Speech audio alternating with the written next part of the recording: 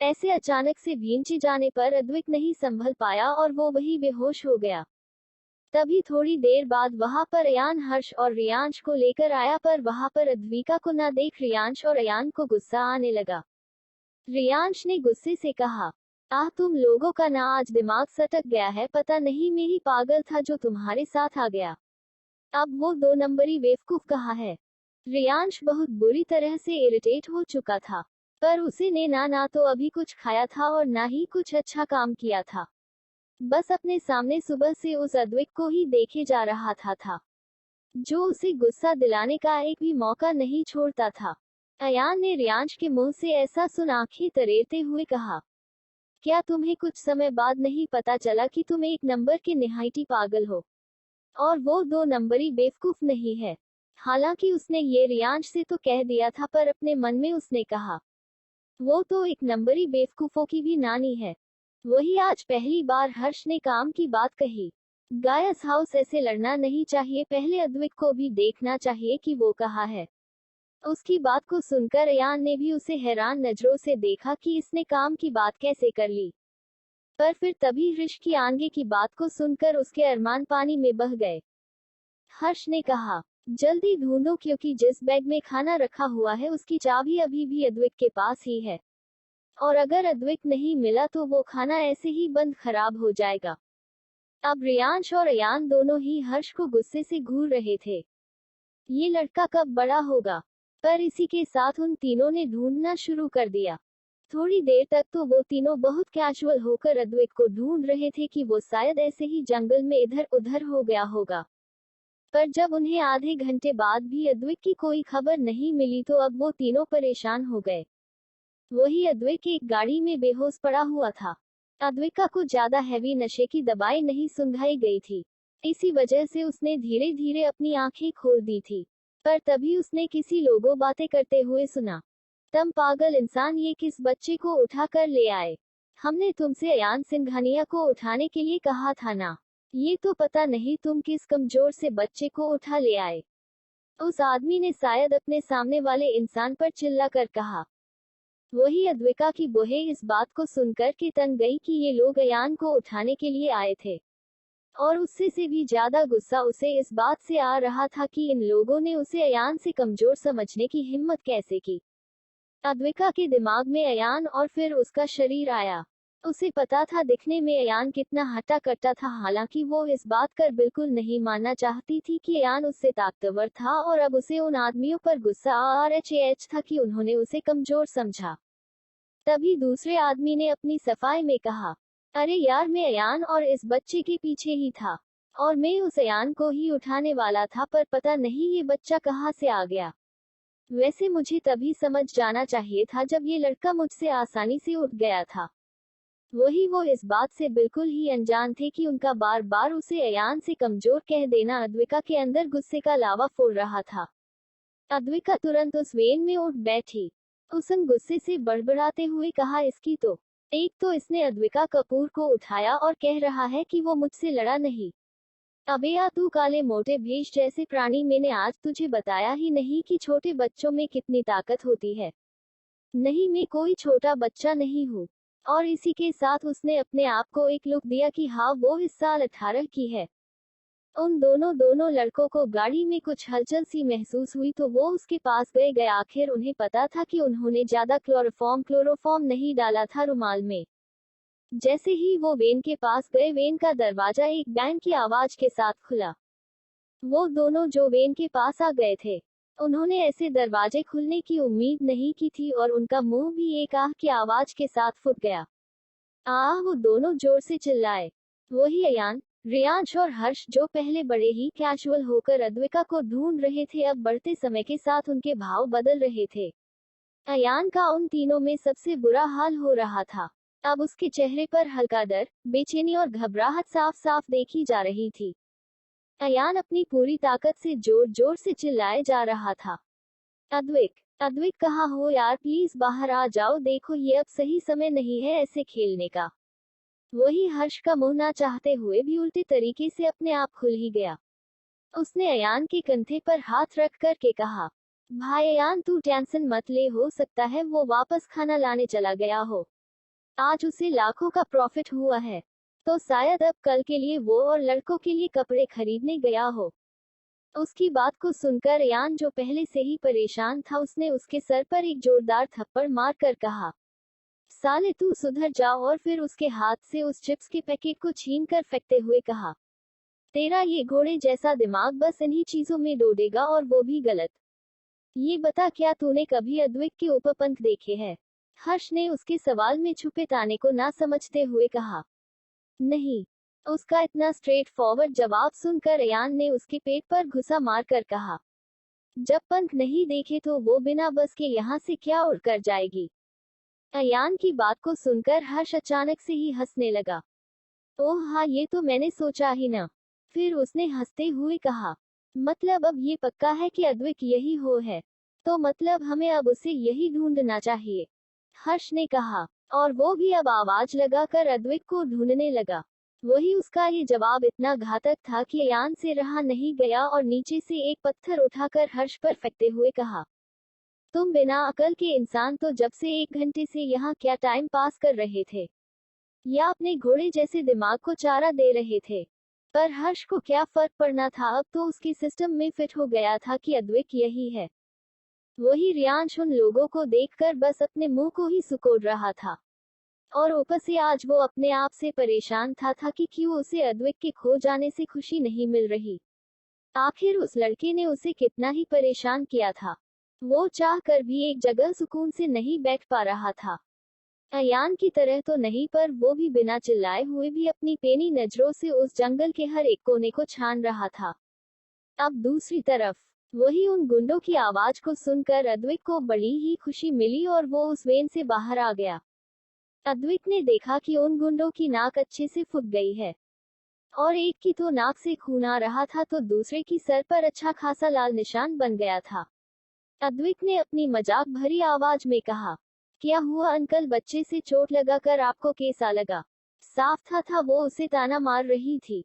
वही एक आदमी जिसका सर फूटा था, उसने अपने सर को पकड़ा और गुस्से से अद्वैत से लड़ने के लिए आगे आते हुए कहा, अबे तू पिद्दी भर का लड़का मुझसे लड़ने को आया है? रुक, आज मैं तुझे बताता हूँ। इतना कहकर वो आगे बढ़ गया, पर अद्वैत उन्हें बहुत अच्छे से झेलना जानती थी। थोड़ी ही देर में उसने उन दोनों की चटनी बना दी और वो दोनों अब एक दूसरे के ऊपर पड़े हुए अद्वैत को डर से देख रहे थे। अद्विका ने हंसते हुए कहा, टीसीएच टीसीएच टीसीएच, तुम लोग आए थे अयान सिंघानिया को पकड़ने के लिए? भाई, किस गधे ने तुम्हें भेजा था? क्या वो अपना दिमाग घुटनों में छोड़कर सो गया था?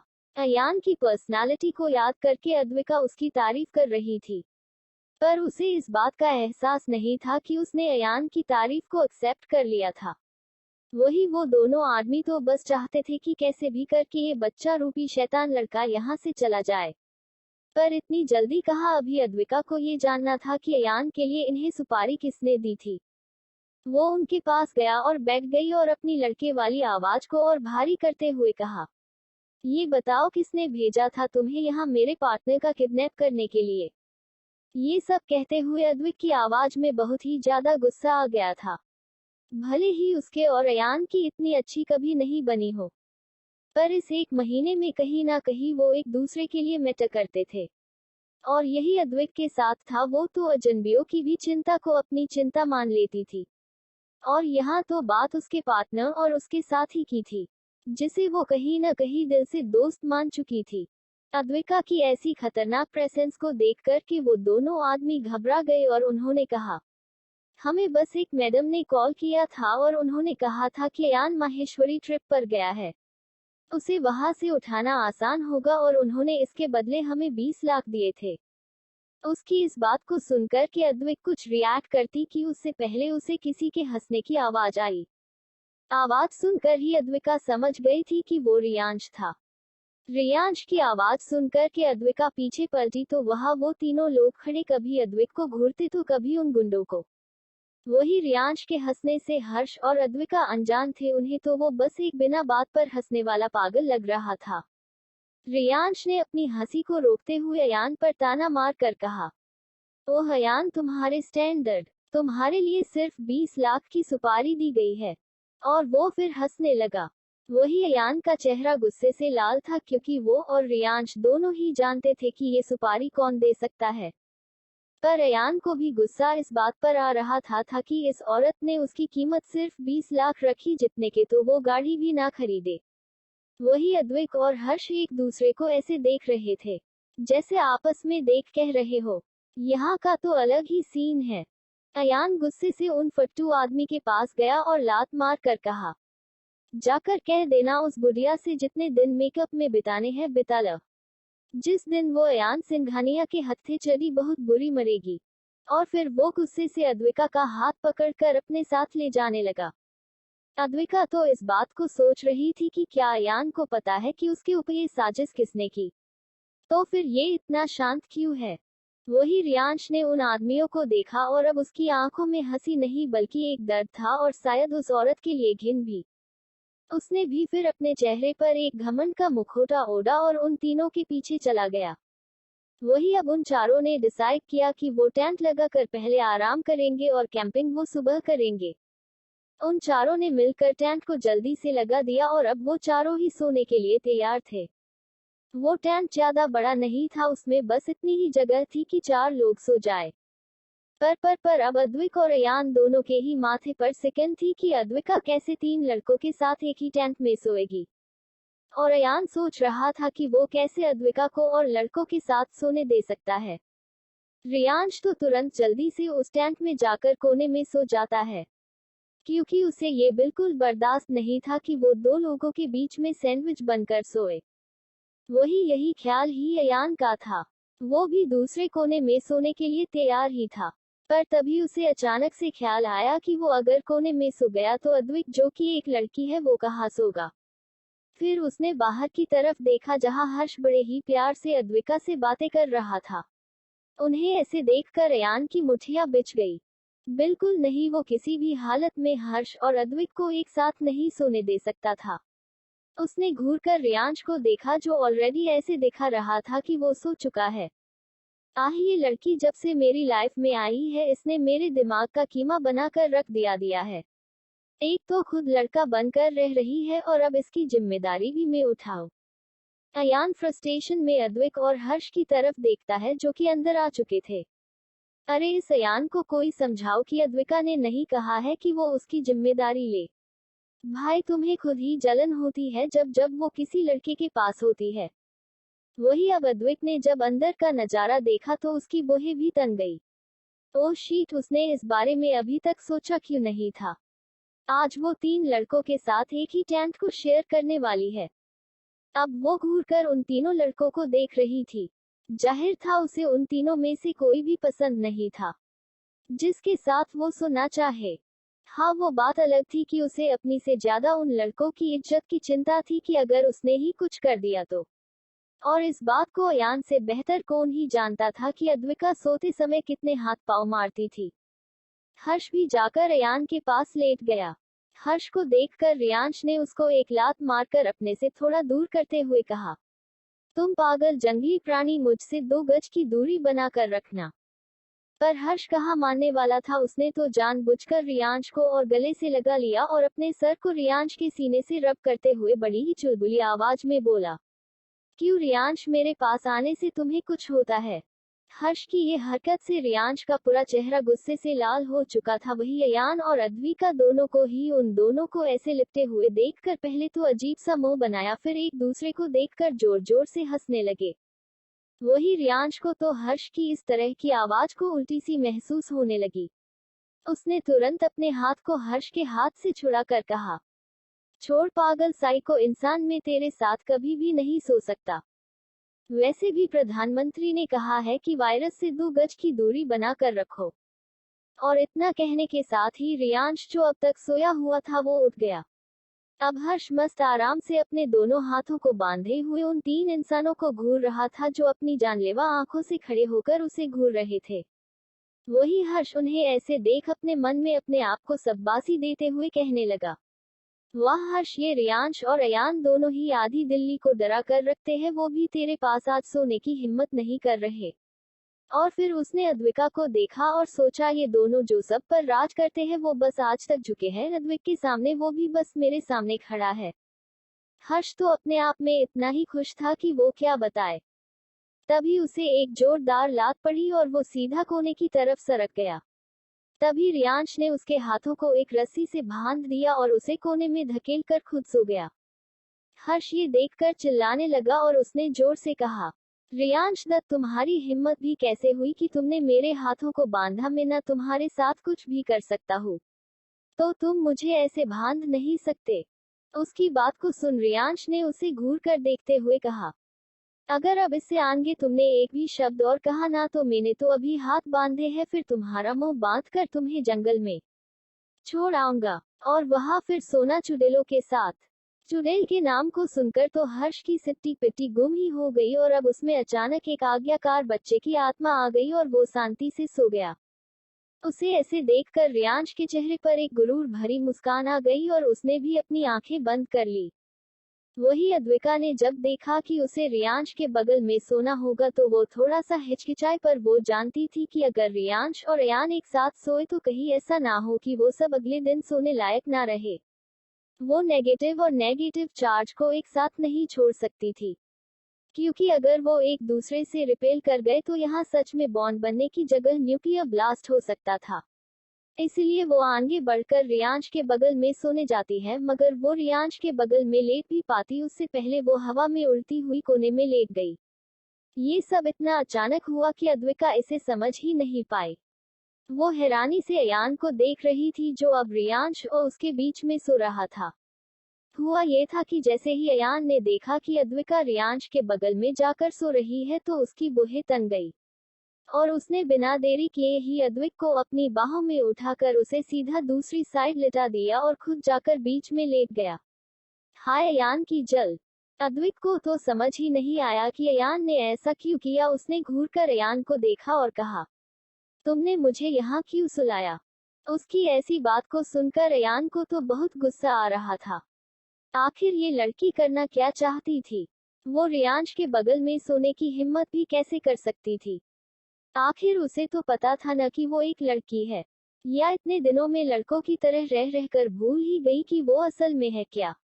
वो दोनों ऐसे ही एक दूसरे को घूर रहे थे, पर अब अद्विक की आंखें भारी होने लगी थी क्योंकि आज उसने बहुत ही थकान भरा काम किया था, इसलिए वो जल्दी से सो गई। वही अयान तो आज का ये मौका बिल्कुल नहीं छोड़ने वाला था। वो तो एकटक सोते हुए अद्विक के चेहरे को निहार रहा था। आज वो दोनों सच में कितने पास थे।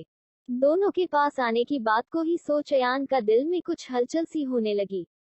वही रियांश जो अब तक उन दोनों की हरकतों को देख रहा था, उसने अयान की पीठ पर मुक्का मारते हुए कहा, बेशर्म, कुछ तो शर्म कर, कैसे एक लड़की को घूरे जा रहा है तू? रियांश की बात को सुनकर अब जाकर अयान को होश आया कि वो और अद्विक यहाँ अकेले नहीं है बल्कि उसके साथ दो पनौतियां भी है। अयान ने भी रिवर्स घुसा मारकर रियांश से कहा, अपना सोने में ध्यान लगा, और वो फिर से मुड़कर अद्विक को देखने लगा। पर न ही अद्विक और न ही अयान को पता था कि आज रियांश की भी नजरें अद्विक पर थी। जिस तरह से अयान अद्विक को देख रहा था, वही रियांश भी आज अपनी नजरों से अद्विक को स्कैन कर रहा था। उसके दिमाग में अद्विक का चेहरा जैसे कुछ अब अलग ही तस्वीर बना रहा था। ऐसे ही रात बीत गई। सुबह का वक्त, जंगल में पंछियों के चहचहाने की आवाज आ रही थी, पर उनसे भी ज्यादा तेज की आवाज उन चारों के टेंट में से आई। ये आवाज और किसी की नहीं बल्कि हर्ष की थी, जिसे अभी अभी रियांश ने एक जोरदार मुक्का मारा था। हुआ यूं था, सुबह के वक्त जब रियांश सो रहा था तो उसे अपने सीने पर कुछ गिला गिला सा महसूस होता है, और उसने कसमसाते हुए अपनी आंखें खोली तो देखा कि हर्ष उसे जकड़ कर सो रहा था। हर्ष ने अपने दोनों पैरों को रियांश के पैरों में उलझा दिया था, और उसका मुंह रियांश के सीने पर था। हर्ष को शुरू से ही मुंह खोलकर सोने की आदत थी, तो वो रियांश जिसकी ऊपर की दो बटन खुली हुई थी, वहां मुंह खोलकर सो रहा था। और जैसे ही रियांश ने देखा कि हर्ष के मुंह से सलाइवा उसके चेस्ट पर लगा हुआ है, उसे हर्ष पर इतना गुस्सा आया कि उसने उसके पेट पर एक जोरदार मुक्का दे दिया। वही हर्ष मुक्के की वजह से जोरदार चीख के साथ जा उठा। वही उसकी चीख से अद्विका भी उठ गई, और जब उसने देखा कि अयान ने उसे उसकी कमर से पकड़ रखा है तो उसकी आंखें भी बड़ी बड़ी हो गई। उसने गुस्से में अयान की तरफ देखा। पर जैसे ही उसकी नजर अयान के सोते हुए चेहरे पर गई, उसकी तो सांसें मानो थम सी गई। सोता हुआ अयान कितना मासूम, प्यारा और आकर्षक लग रहा था। अयान के माथे पर बिखरे हुए बाल उसके चेहरे को और दिलकश बना रहे थे। अब अयान जैसे हैंडसम लड़के को इतने करीब से देख आखिर एक लड़की की सांसें तो थमनी ही थी। ना चाहते हुए भी अद्विका का गुस्सा कहीं हवा हो गया और जो हाथ अयान को मुक्का मारने के लिए उठने वाले थे, उन्होंने बड़े आराम से अयान के हाथ को अपने ऊपर से उठाया। आखिर आज अयान अपने चार्म की वजह से बच गया, नहीं तो अगली चीख उसकी ही होने वाली थी। थोड़ी ही देर में वो चारों अब जागकर ट्रैकिंग के लिए चल दिए जहां उनके दोस्त थे। उन लोगों ने रास्ते में खूब एक दूसरे की टांग खींची और एक दूसरे को खूब परेशान किया। और अद्विक और हर्ष तो दोनों ही एक ही कैटेगरी के थे, तो उन दोनों की खूब बन रही थी। अब तक उन्हें छिड़ते हुए लगभग 5 घंटे बीत चुके थे। तभी हर्ष जोर से चिल्लाया, अरे देखो वहां पर झरना है। और फिर उन्हें वहां पर अपने कॉलेज के लड़के भी दिखने लगे थे। अब वो चारों तेजी से उस तरफ जाने लगे। तभी उन सब ने देखा कि लगभग सारे लड़के उस झरने में नहा रहे थे। वो सबके सब बस शॉर्ट्स पहने हुए एंजॉय कर रहे थे। आखिर यही तो कॉलेज के दिन जहां सभी लोग अपनी जिंदगी की सबसे हसीन यादें बनाते हैं। हर्ष भी ये देखकर एक्साइटेड हो गया और उसने तेजी से अद्विक और अयान का हाथ पकड़ कर कहा, चलो नहाने चलते हैं। वैसे भी यहाँ नहाने के लिए इस झरने के अलावा और कुछ नहीं है। और इतना कहने के साथ वो उन दोनों को खींचकर ले जाने लगा। पर अर्चिता के तो पैर अब कांपने लगे थे, क्योंकि अब उसे महसूस हो रहा था कि वो कितनी बड़ी मुसीबत में फंस गई है। अगर वो इन सब लड़कों के साथ नहाने गई तो एक पल भी नहीं लगेगा किसी को यहाँ पहचानने में कि वो एक लड़की है। और यहाँ इसके अलावा और कोई नहाने की जगह थी भी नहीं। अद्विक को तो लग रहा था कि आज सब कुछ बर्बाद होने वाला है। हर्ष तो अपनी धुन में अद्विक को खींचकर ले जा रहा था। पर ये तो बस अद्विक ही जानता था, उसका एक एक बढ़ता हुआ कदम उसे अंगारे जैसा लग रहा था। वही अयान भी इस तथ्य को अच्छे से देख रहा था, और उसे तो ये बात कतई मंजूर नहीं थी कि अद्विका वहां जाए। ए फ्लैट अब एक बार अयान ने ही इस बार मैदान में उतरने की सोची, और वो जल्दी से गया, और उसने हर्ष के हाथों से अद्विका का हाथ खींचकर अलग करके कहा, हर्ष तुम्हें नहीं लगता कि तुम आजकल नए लोगों के चक्कर में अपने पुराने दोस्त को भूल गए हो? हर्ष पहले तो हैरान हो गया कि अचानक से अयान को ये इतना मित्र प्रेम कहाँ से याद आ गया। फिर उसकी निगाहें अद्विका के हाथ पर गई, जिसे अब अयान ने पकड़ा हुआ था। उन दोनों के हाथों को देखकर अब हर्ष और क्या ही सोच सकता था। उसने मन में मुस्कुराते हुए सोचा, ओ तो अयान बाबू को जलन हो रही है कि मैं उनके बॉयफ्रेंड को ले जा रहा हूँ। उसने तो फिर एक बार मन ही मन में अयान और अद्विक के सपने सजा लिए थे। वही हर्ष को यूं खोया देख अयान ने उसे एक बोरी की तरह उठाया और ले जाकर झरने में पटक दिया, और एक छपाक की आवाज के साथ वो पानी में जा गिरा। उसके गिरने पर सचिन, पीयूष और माधव भी आगे आ गए और उसे पकड़कर गिराने लगे। वो अब मस्ती में अद्विक के बारे में भूल गए थे। वही रियांश भी उन सबको मस्ती करते हुए देख रहा था। उसे ऐसे देखता देख पीछे से अयान ने उसे धक्का मारकर पानी में गिराते हुए कहा, देखने से तू गंगा नहीं नहा लेगा, उसके लिए इसमें डुबकी भी लगानी पड़ती है। और इसी के साथ रियांश भी अब पानी के झरने में पूरा भीग चुका था। अब सब लड़के अपनी अपनी शर्ट उतार रहे थे, तो ये देखकर अयान की बुहें उठ गई। उसने पीछे देखा तो अद्विका अभी भी वही खड़ी उन्हें मस्ती करते हुए देख रही थी। अब अयान कैसे अद्विका के सामने किसी भी लड़के को अपनी शर्ट उतारने देता। उसने रियांश, जो अपनी शर्ट के आधे बटन खोल चुका था, उसे बंद करते हुए कहा, कोई जरूरत नहीं है शर्ट को खोलने की, तुम सभी ऐसे ही नहाओ।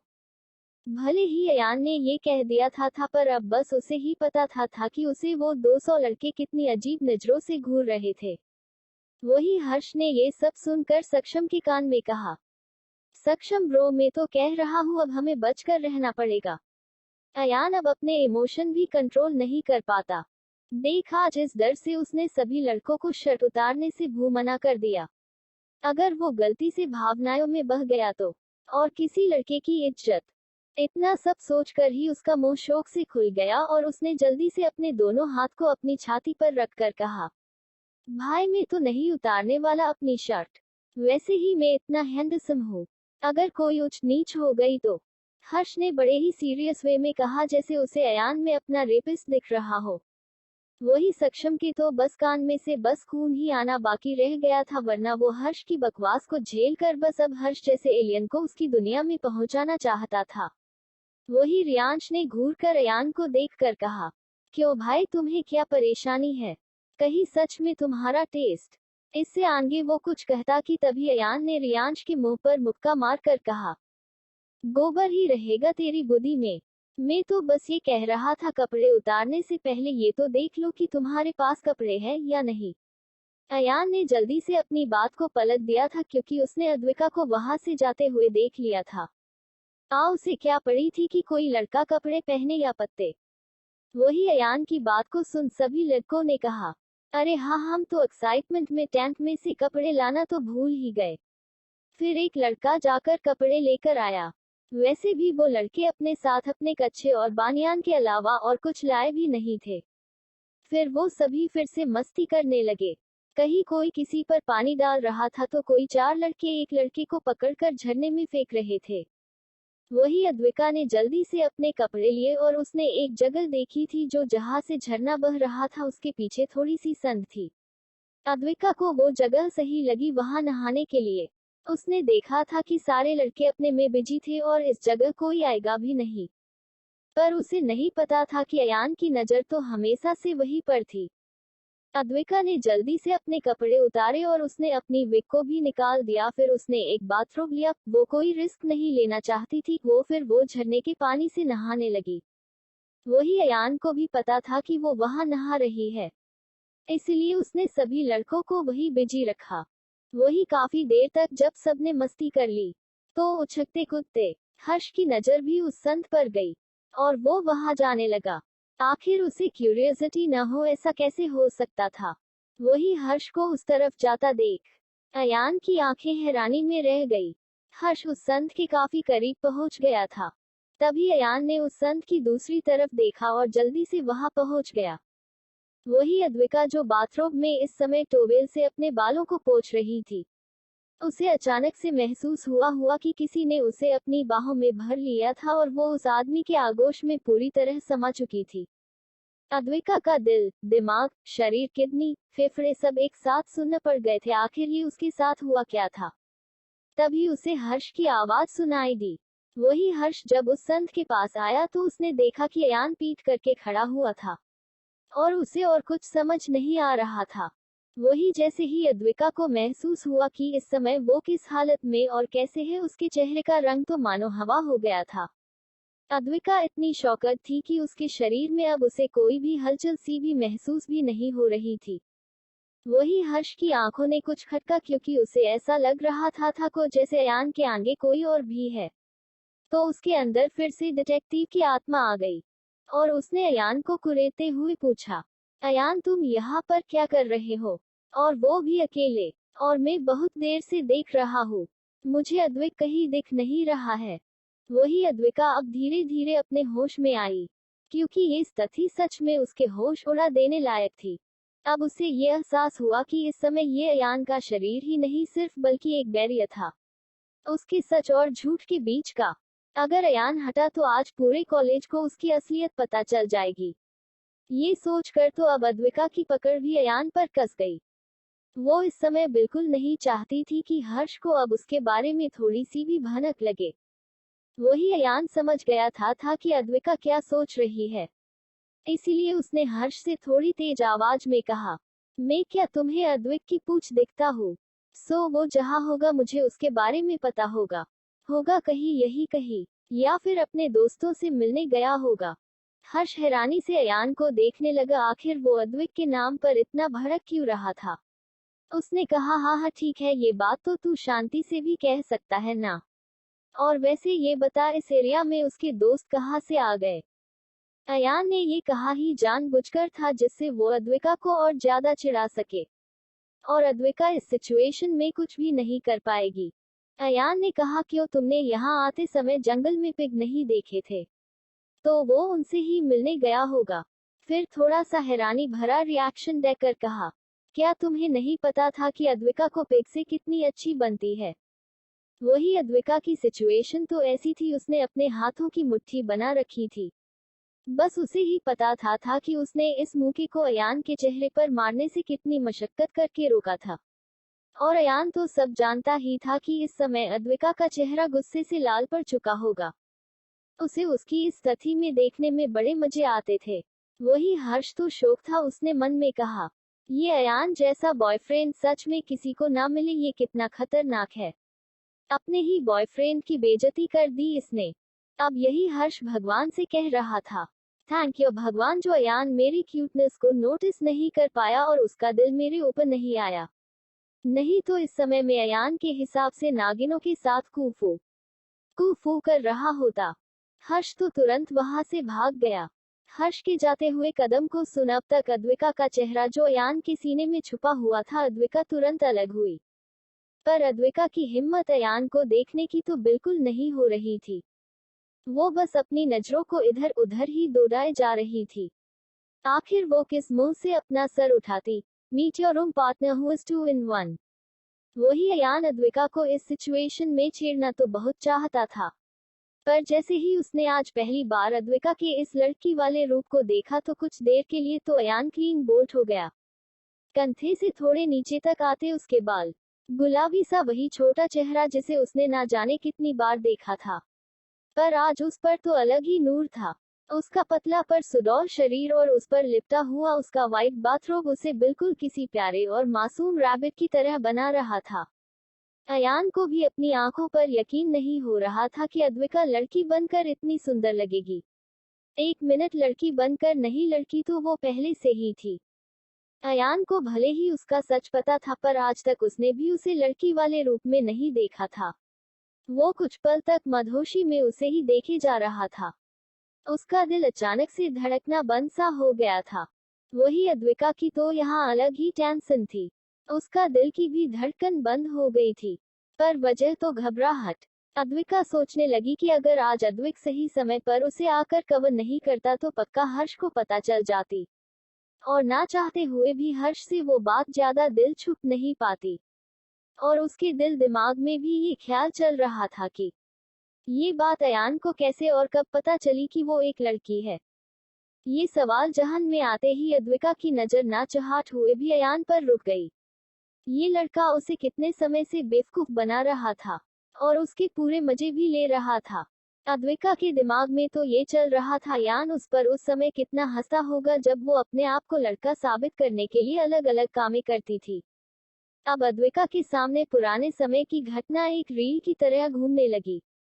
जब उसने सब कुछ इस नजरिए से देखा कि अयान को उसकी लड़की होने के बारे में पता था, तो उसे याद आया उसका नहाने के लिए उकसाना, बार बार पास आ जाना, उसके पेट पर मसाज करना और वॉशरूम के लिए एक अलग जगह ले जाना।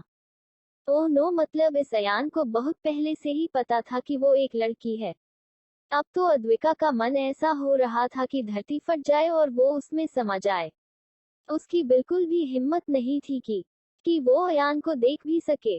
वही अयान ने जब नोटिस किया कि अद्विका अपना चेहरा उठा भी नहीं रही है, तो उसने अपनी 2 उंगली से उसकी चीन को पकड़कर उसका चेहरा ऊपर करके उठाया। अद्विका की आंखों में हल्की सी शर्मिंदगी थी। अयान को तो दिल में बड़ा सुकून मिल रहा था, आखिर कितने दिनों बाद फाइनली इस लड़की की आंखें थोड़ी उसके आगे झुकी थी। पर आज अद्विका की झुकी हुई आंखें उसे दिल के एक कोने में अच्छी भी नहीं लग रही थी। वो चाहता था कि अद्विका उन्हीं गुरूर भरी आंखों से देखे, पर उसने अभी अपनी इस फीलिंग को इग्नोर किया और अपने बैड बॉय वाले अवतार में ही अद्विका के चेहरे पर फूंक मार कर कहा, हाँ तो mister Advik Kapoor. Oh no no no, my mistake miss Kapoor, क्या आप अपना शुभ नाम बताने का कष्ट करेगी? वही अयान के ऐसे फूंक मारने से अद्विका की आंखें जो बंद हो चुकी थी, वो ऐसे अयान की टीजिंग भरी बातों को सुनकर खुल गया। सच में वो एक बहुत बड़े शिकार के साथ फंस गई थी। ये अयान ऐसे अब उसे हर वक्त परेशान करने वाला है। वही अद्विका के दिल में अभी तक ये ख्याल नहीं आया था कि अयान उसके रहस्य को बात देगा। बस उसे तो आगे आने वाले दिन जब अयान उसे चिढ़ाया करेगा उससे डर लग रहा था। शायद उसे भी नहीं पता था, पर इतने दिनों में उनके बीच एक ट्रस्ट डेवलप हो चुका था। वही अद्विका ने अभी अपना नाम बताना सही समझा। जब अपनी नैया डूबी हुई हो तो ज्यादा तेवर ना ही दिखाओ। इसलिए अभी वो अयान की वजह से प्रोटेक्टेड थी। तो उसने धीरे शब्दों में कहा, अद्विका कपूर। वही अद्विका की इतनी धीमी आवाज को सुनकर के अयान की त्योरिया चढ़ गया और उसने अद्विका को उसकी कमर से पकड़कर अपने पास खींचते हुए कहा, ओह मिस अद्विका, क्या लड़की के रूप के साथ आप में वो नजाकत भी आ जाती है? वरना क्या आपको ये याद है कि आपने इतने धीरे से कब बोला था? साफ था अयान कोई कसर नहीं छोड़ रहा था अद्विका की खिंचाई करने में। वही अद्विका ही जानती थी कि वो कैसे अयान के शब्दों को झेल रही थी। वो दोनों लगभग एक दूसरे को गले लगाए खड़े हुए थे कि तभी उन्हें एक आवाज आई, और उन शब्दों को सुनकर अयान और अद्विका दोनों ही हैरान रह गए। अयान, तुम यहाँ? और ये लड़की कौन है तुम्हारे साथ?